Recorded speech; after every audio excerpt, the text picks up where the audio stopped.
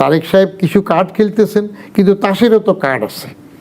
ইস্কাফনের টাকাকে কীভাবে খেলবে? কারণ ছোট দেশের, গরিবের দেশের রাজনীতি নিজে একা পারে না। ওবায়দুল কাদের ঠাট্টা করে বলতো, ছাত্রলীগের এই কিছু ছেলেই তো এদেরকে সাইজ করার জন্য যথেষ্ট হবে। এরকম কথা বাজাজের আমলে আমরা তখনও শুনছি, ছাত্রদল এটা যথেষ্ট হবে। তো তারেক সাহেব তো নিশ্চয়ই ডরে ভয় ফিরে মনে কষ্ট পাইব, মুসলমান খেপে যাইব, সেই জন্য এটা বদলে আনতেও পারবেন না হয়তো। শেখ হাসিনা আইনা হুঁশারাই ফেলাইছে। ওই যে 8 বললাম না ভোটে, 14 বিনা ভোটে, 18 রাতের ভোটে, 24 আমি তুমি। আপনাকে কোট করা হয়েছে আজকে দেখলাম একটা সামাজিক যোগাযোগ মাধ্যমে, জানি না আপনি বলেছেন কিনা। বলেন। যে আমি বলবো বলছি কি, জাতীয় নাগরিক পার্টি আপনি বলেছেন যে আমরা সবসময় চিন্তা করতাম যে এই দেশে একটা তৃতীয় শক্তি দরকার। ইয়েস, আমার লেখাও আছে। হ্যাঁ, আপনার লেখা আছে। তারপর বলা হয়েছে যে আওয়ামী লীগ, বিএনপি তো মানুষ দেখছে, এখন তো তৃতীয় শক্তি দরকার। সেই তৃতীয় শক্তিটা হইতে পারতো জাতীয় নাগরিক পার্টি। জি, কিন্তু তারা তা না করে জামাত ইসলামের সাথে নির্বাচন করলো। জামাত তাদের কারণে কিছু আসন বেশি পাইলো, নাহলে সেগুলো পেত না। তার মানে কি এখন আপনি জাতীয় নাগরিক পার্টির প্রতি আর আস্থা আপনি রাখতে পারছেন না? রাজনৈতিক তৃতীয় শক্তি দরকার, এটা আমি 11 সাল লিখেছি। জি, আমি বদিউর রহমান এখন নতুন কিছু বলি না, বললে বলবে যে আমি সুবিধাবাদী বানাই বলতেছি। আমার যে 3টা বই আছে, একটা হইলো ডমুরিয়া থেকে সচিবের আমার আত্মজীবনী, একটা হইলো সরকারি চাকরিতে অনুভূতি সমগ্র, এটার মধ্যে 7টা বই একটা কালেকশন। 7টার মধ্যে একটা বই কিন্তু তত্ত্বাবধায়ক আমল, কিছু রাজনীতি কিছু বাজনীতি, 111 সরকার নিয়ে লেখা। আর একটা হইলো চেতনায় বুদবুদ, এটা 2 খণ্ডে 1150-1200 পৃষ্ঠার বই। সেই লেখাগুলোর মধ্যে একটা লেখা তো আমি 11 সালে লিখছি, প্রয়োজন তৃতীয় রাজনৈতিক শক্তি। আমরা হাসিনা খালেদার জগত্তল পাথর থেকে মুক্তি চাই। যুগান্তরে ছাপানো কলাম, এখন তো অস্বীকার করা যাবে না ওটা কেন আছে, কেন আছে। আবার ইউনুস আসবে লেখার পরে কয়েকজন আমার দমকাইছে, বলে যে মিয়া ইউনুস আইসে গেছে, এখন পণ্ডিতি দেখা। বলে বাবা তুমি 5ই সেপ্টেম্বর 2023 লেখাটা দেখো আমি লিখছি কিনা ওইটা। পরে যখন পত্রিকা বের করে পাই গেল খুঁজে, কন্যা তো লিখছো। আচ্ছা, আমি কি ইয়েতে লিখি নাই আপনার 2000 তারেক রহমান সাহেব যে প্রধানমন্ত্রী বা প্রেসিডেন্ট হয়ে যাবে, এটা আগে লিখি নাই? আমি তো 26শে জুন 2011 বা ওইরকম টাইমে লিখছি যে বিএনপি মনে রাখে না কেন যে এই 2 ছেলে, তাদের 2 ভাইয়ের নামে কোনো মামলায় থাকবে না, ক্ষমতায় এসে গেলে এই দেশের মাঝে কোনো মামলা থাকবে না, বরং বেঁচে থাকলে তারেক রহমান সাহেব এই দেশের প্রধানমন্ত্রী বা রাষ্ট্রপতি হবে। এটা হইল তো, হ্যাঁ, কত আগে লিখলাম।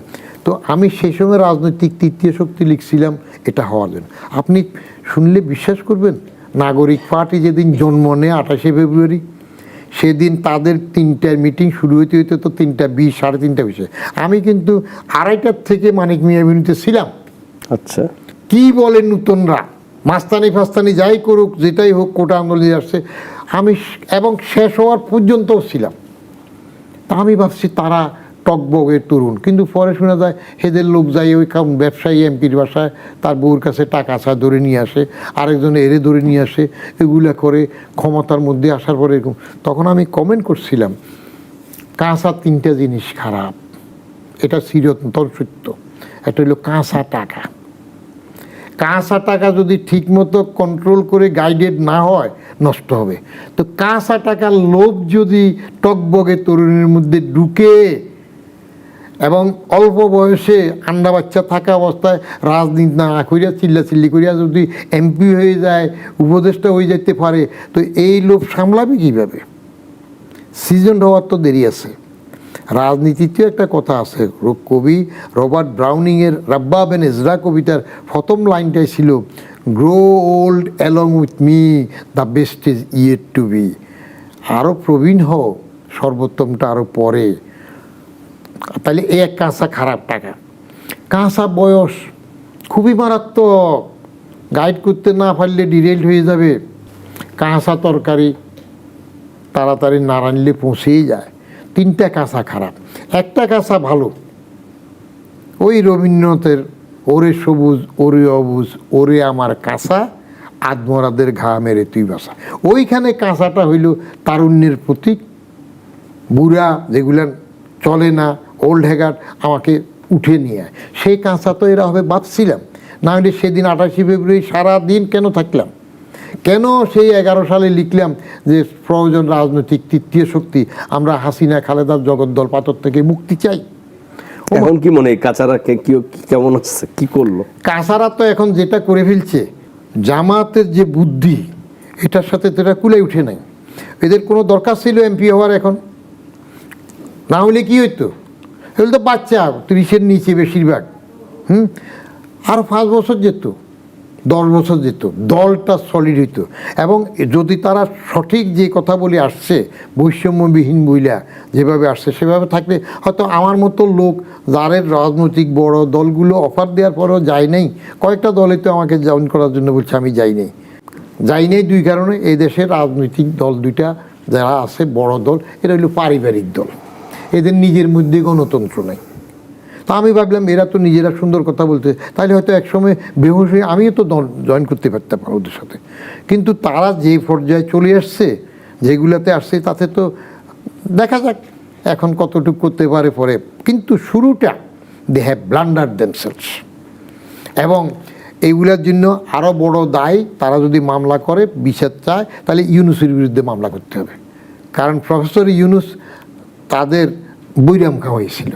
আকবরের বৈরাম খা ছিল না, নাবালক আকবর সিংহাসনে বসার পরে ইউনুস তাদেরকে প্রশ্রয় দিয়েছে, বলছে না ওরা একটা দল করতেই পারে।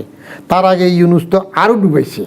তারা ছাত্ররা আমার নিয়োগকর্তা, তো নিয়োগকর্তার বাইরে তো যেতে পারে নাই। এবং যে সংস্কৃতি ইউনিসেফ তৈরি করে দিয়েছেন, পোলাপান্ডি স্কুলে যাও কয় না, সচিবালয়ে যাইয়া বিনা পরীক্ষা পাশ করাই দিছে। এইটা যদি চলতে থাকে, আপনি শুনলে তাজ্জব হবে। আমি পেসিস্ট বলে যারা, তাদের 4-5 জনকে ক্লোজলি বসে বলছি না, পেসিস্টের বানানটা লেখো, একজনেও পারে নাই। সোজা বানান করছে FACIST, হয়তো হয়ে গেছে। অ্যাডভান্স লার্নার ডিকশনারি দিলাম, দেশি ডিকশনারি বেসিস বাইর করো, বাইর করতে পারে না, কারণ FACIST দিয়ে তো বেসিস বাইরও না। আর এখন শুনলে তাজ্জব হবেন, তারেক রহমান স্তুতিতে আবার যাবে। ইউনুস সাহেব তো তারা যে সম্বর্ধনা দিলেন সেটার জন্য তারা এখন প্রোটোকল দেবে, তারা আপোষে আছে, ওইগুলো অনেক কিছু আছে, পরে বাইর হবে। আমি যখন বলি তখন বলে যে এটা আওয়ামীও না। হাসিনা পালাইলেও কই, আপনি সেটা কমিশন করেন, বাইর করেন। হাসিনারে হেলিকপ্টারে করে এইভাবে কোন যোগাযোগের মাধ্যমে কীভাবে গেল, তো পালাইছে কোথায়? হাসিনা তো বলছে হাসিনা পালায় না, তো পালাইছে নাকি? এর ইন্ডিয়া কে পাঠাইলো, কেমনে গেল? সেগুলা এখন কি বেরোবে, অনেক সময় লাগবে, আরো পরে সময়। তারেক সাহেবের নাম ইংরেজিতে বানান করতে পারে নাই, তারেক রহমানের সম্বন্ধে স্লোগান দিতে শেষ, কারণ TRAQ লিখে দিছে। কিছু বানান থাকে না, নিজের বাল করে না দেখলে হয় না।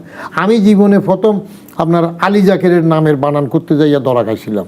ওনার আলী হইল ALY, ALY। তো এই জাতীয় অনেকের নামের প্রপার নাউনের নামের বানান টানান পড়তে হবে। আমার বইগুলো মেইনলি 3 শ্রেণীর জন্য। এক, আমার জুনিয়র কলিগ যারা প্রশাসনে আসবে, সিভিল সার্ভিসে থাকবে, তারা যদি পড়ে, আমরারা তো লিখে কম, পড়ে আরও কম, ফুসফাস করে চলে যায়। সেই জন্য আমি প্রস্তাব করছিলাম গত এক শোতে যে শুধু BCS-এর রিক্রুটমেন্টের সময় ঢুকলে হবে না, DSA-ও পরীক্ষা চালু করেন PSC-র মাধ্যমে, জয়েন্ট সেক্রেটারিতেও করেন। তাহলে আর দলমানা, দলীয় মানা, আলিমনা, বাজাদ মনা, জামাত মনা এসবের দরকার হবে না, রিক্রুটমেন্টে যে টিকে আসে। এখন সবাই তো খেপে যায় এটা বললে। তো এখন আপনার পড়তে হবে, না পড়লে হবে না।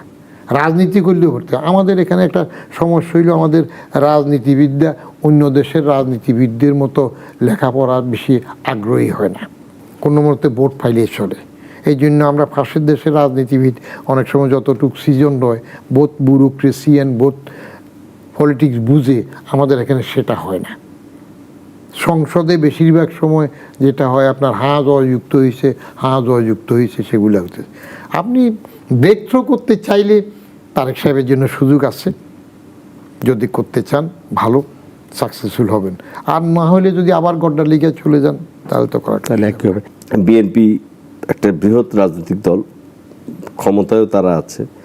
তারপরের অবস্থানে আমরা দেখছি জামাত ইসলামী আছে, NCP আছে, জাতীয় পার্টির অবস্থা তো এখন মানে একবারে কাগজে কলমে আছে। আমরা দেখছি আওয়ামী লীগ নিয়ে অনেকের অনেক ধরনের প্রেডিকশন আছে যে আওয়ামী লীগ কি আসলে বাংলাদেশের রাজনীতিতে ফিরবে কিনা, আর বাংলাদেশের রাজনীতিতে ফিরলে এই আওয়ামী লীগ ফিরতে পারবে কিনা।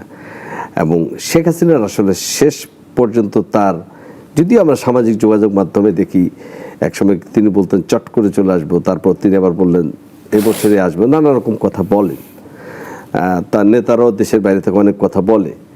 আসলে প্রেক্ষাপটটা কি মনে হয়? আমাদের দেশের রাজনীতিতে শেখ হাসিনা বাকশাল হওয়ার পরে কি শেখ হাসিনা দুঃখ করতো না যে আওয়ামী লীগের এত লোক, বঙ্গবন্ধু হত্যার পর একটা লোকও বেরোলো না, কেউ আসলো না? তো আমি আমার লেখাতে মন্তব্য করতাম যে শেখ হাসিনা নিজেরও যদি অবস্থা হয় আওয়ামী লীগের কেউ বেরোবে না। তার কারণ দলটার শ্রেণী চরিত্রের মধ্যে নিজের সম্পদ রক্ষার জন্য সবাই ব্যস্ত ছিল। এত ব্যস্ত থাকে যে ব্যস্ততার কারণে ওবায়দুল কাদের ঠাট্টা করে বলতো ছাত্রলীগের এই কিছু ছেলেই তো এদেরকে সাইজ করার জন্য যথেষ্ট হবে। এরকম কথা বাজাদের আমলে আমরা তখনও শুনছি, ছাত্রদলে এটা যথেষ্ট হবে। আমাদের রাজনৈতিক সংস্কৃতির প্রতিহিংসাটা প্রবল, এত প্রবল যে আপনি খালেদা হাসিনা দুইজনের প্রতিহিংসার প্রবলতাটা টের পাইছেন কিনা।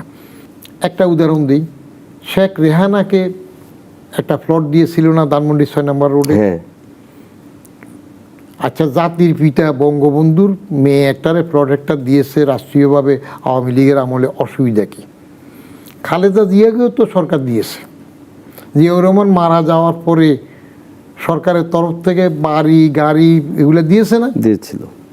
খয়রাতি সাহায্য হোক বা এতিম হিসাবে বাঙ্গা সুটকেস সেরা গেঞ্জির জন্যই হোক।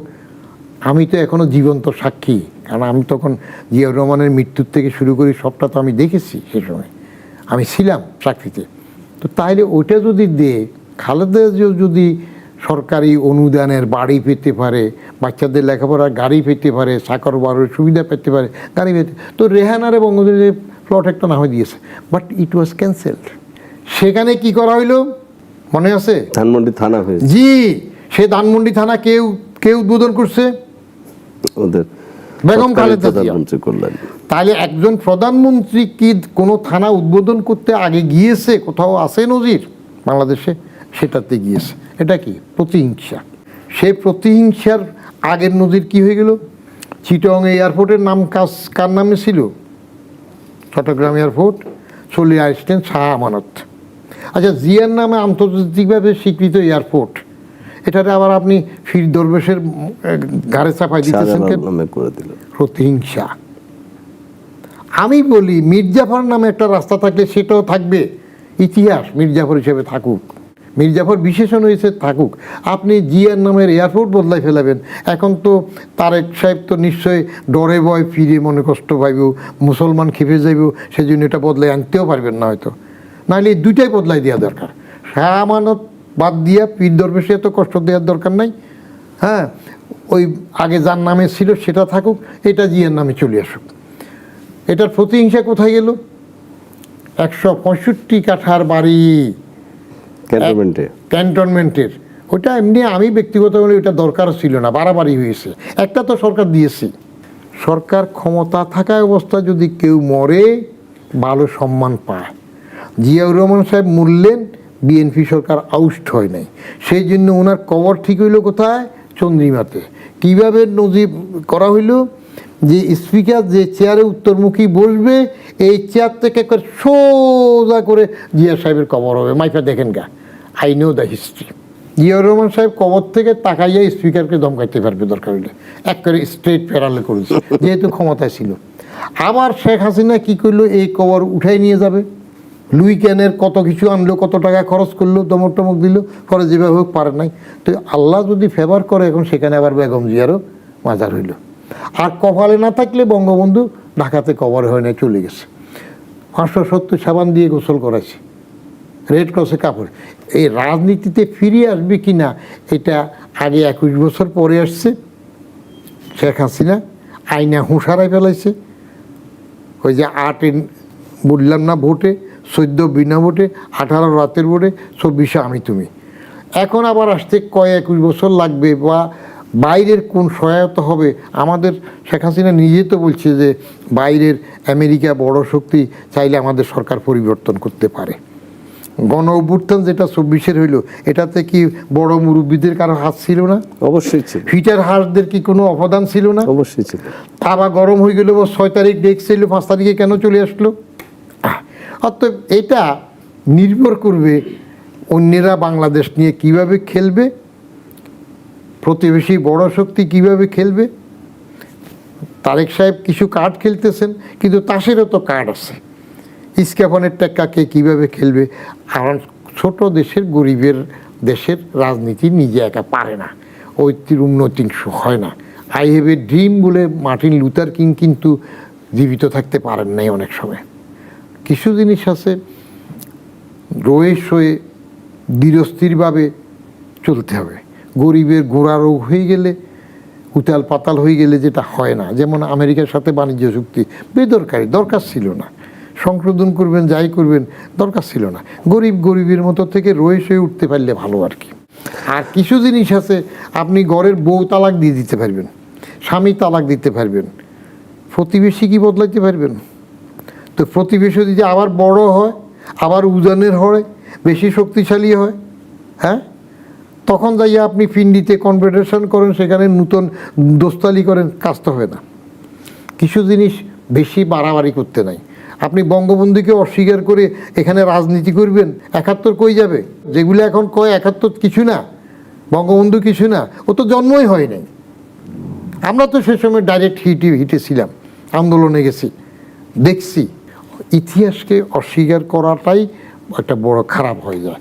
আর বাজার একটা বড় খারাপ কাজ করেছে, আওয়ামী লীগ নিষিদ্ধ করাটা তাদের ঠিক হয় নাই। রাজনৈতিক দলকে ভোটের মাধ্যমে, এইবার ভোটে আওয়ামী লীগকে আসতে দিলে আর একটা মজা হইতো, দেখা গেলো হয়তো 10টা সিটও পাইতো না, কেউ ডরে প্রার্থী হইতো না। তাহলে রাজনৈতিকভাবে এরা আলিটা আবার মুলি হয়ে যেত। আপনি বলছেন যে জনগণ দ্বারাই তার প্রত্যাখ্যাত। হ্যাঁ, ওটা হয়ে যায়, আলিটা কি মুলি হয়ে যাক। মুলি বুঝেন তো, মুসলিম লীগ। কত দল আমরা এখানে মরে গেছে না? বিএনপি এখন পপুলার দল, ওভারওয়েলমিং মেজরিটিতে আসছে। There is no denying the fact. স্থানীয় সরকার যেটা হবে, এগুলাতে এরা কিছু তো নিজেরা আগে এখন দল করছে, বাকিগুলো তারা আসবে, ওভারওয়েলমিং মেজরিটি আসবে। গ্রামগঞ্জের তো জানাফাড়া কেউ চিনে না। জানাফাটা কি? জাপা, মাঝখান দিয়ে না ঢুকেছে, জাতীয় পার্টি জাপা না, জাপা জাতীয় পার্টি, মাঝখান দিয়ে এরা না ঢুকেছে, জানাফা। গ্রামে গঞ্জেদের কোনো ভিত নেই। আর জামাতের যেটা বলতেছেন গ্রামে গঞ্জে বাইরে, জামাতকে ওই সময়ের 71-এর জীবিত মানুষ থেকে শুরু করে যারা কিছু ইতিহাস পড়ছে পরেরও, তারা তো চিনে। এরা বুদ্ধি করে যখন যেখানে দরকার সেখানে চলে যাবে। আবার অন্য দলগুলো জাতীয় জামাতকে যখন সুবিধা নেয়, এবং জামাতকে অনেকে কাজে লাগাইতে চায়, আগে জামাতও কাজে গিয়েছে, লেগেছে। আমরা আগের ইতিহাস, এগুলা ইতিহাস তো একটাই থাকে।